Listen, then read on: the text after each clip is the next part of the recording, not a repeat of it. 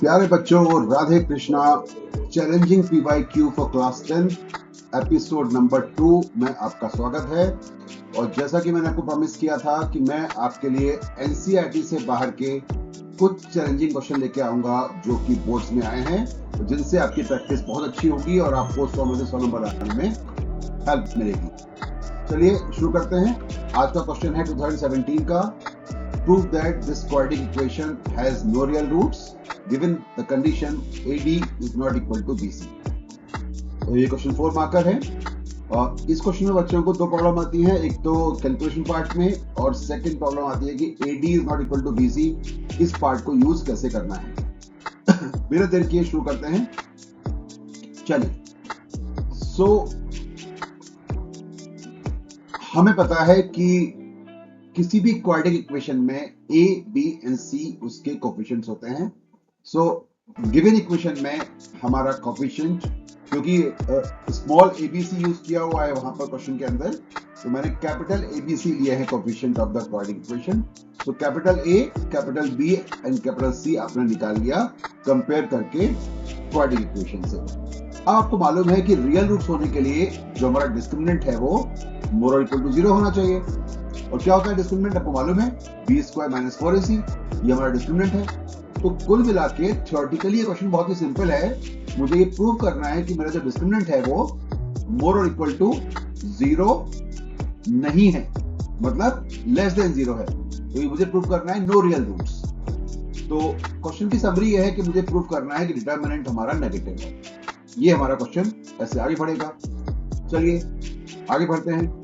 Now आपने determinant निकाला, जो वैल्यूज हमने कैपिटल A, कैपिटल B और कैपिटल C की पिछले स्टेप में निकाली थी उनको हमने पुट कर दिया डिटरमिनेंट के फार्मूले में, सॉरी डिस्क्रिमिनेंट के फार्मूले में। अब स्क्वायर किया तो आपको दिख रहा है आपने स्क्वायर किया, this term is square term, कोई प्रॉब्लम नहीं है इसके अंदर। स्क्वायर किया और उसके बाद आपने ये 4 कॉमन ले लिया पूरे में से, तो आपका एक्सप्रेशन आ गया 4 टाइम्स सम एक्सप्रेशन। अगले स्टेप में आपने जो एक्सप्रेशन के अंदर के दो टर्म्स हैं, एक में तो होल स्क्वायर है। होल स्क्वायर क्या होता है, a² + b² + 2ab, उसको ओपन कर दिया। और सेकेंड टर्म में आपको एक दिख रहा है प्रोडक्ट, उसको आपने सिंपली मल्टीप्लाई कर दिया। इसके बाद आपने दोनों टर्म्स को सब्ट्रैक्ट कर दिया, बिकॉज स्टेप 3 में हमको दिख रहा है कि स्क्वायर और प्रोडक्ट दोनों सब्ट्रैक्ट हो रहे हैं। सब्ट्रैक्ट कर दिया, हमको मिलता है दिस टर्म। अब इस टर्म को थोड़ा रीअरेंज करेंगे, हमने क्या किया, माइनस साइन कॉमन ले लिया और माइनस साइन कॉमन लेके हमारे पास आता है a² d² + b² c² - 2abcd। अब ध्यान से देखिए, ये टर्म AD - BC का होल स्क्वायर है। तो फाइनली 6 स्टेप की मेहनत करने के बाद हमको मिल गया कि जो हमारा ये टर्म है, अभी डिस्क्रिमिनेंट नहीं आया है बिकॉज 4 बाहर है उसके अंदर, -AD - BC का होल स्क्वायर आ गया। आगे बढ़ते हैं। अब हमारा डिस्क्रिमिनेंट निकल के आता है 4 टाइम्स, और जो टर्म निकाला था हमने पिछले वाला टर्म उसको रख दिया हमने, तो -4 × AD - BC का होल स्क्वायर। यहां तक ये क्वेश्चन सॉल्व होता है।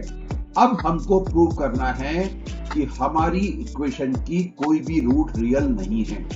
यहां आपको समझना पड़ेगा कि AD is not equal to BC जो दिया था आपको, उसका क्या यूज है।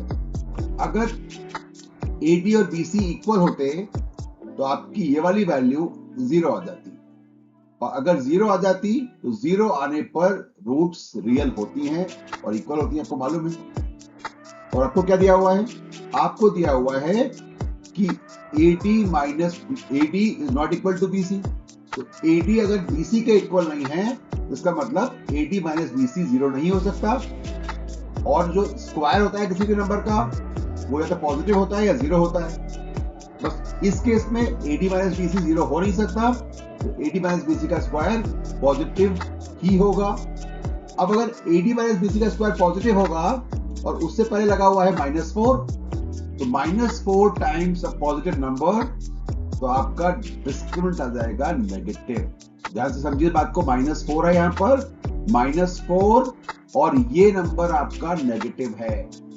तो -4 को, सॉरी ये नंबर आपका पॉजिटिव है, तो -4 को आप मल्टीप्लाई कर रहे हो एक पॉजिटिव नंबर से, सो आपकी वैल्यू आएगी नेगेटिव, क्योंकि डिस्क्रिमिनेंट नेगेटिव है, इसीलिए इस क्वाड्रेटिक की कोई भी रियल रूट्स नहीं है। I found this question good, इसीलिए मैंने सोचा क्यों ना इसको आपसे शेयर किया जाए। आशा करता हूं ये वीडियो आपको अच्छा लगा होगा।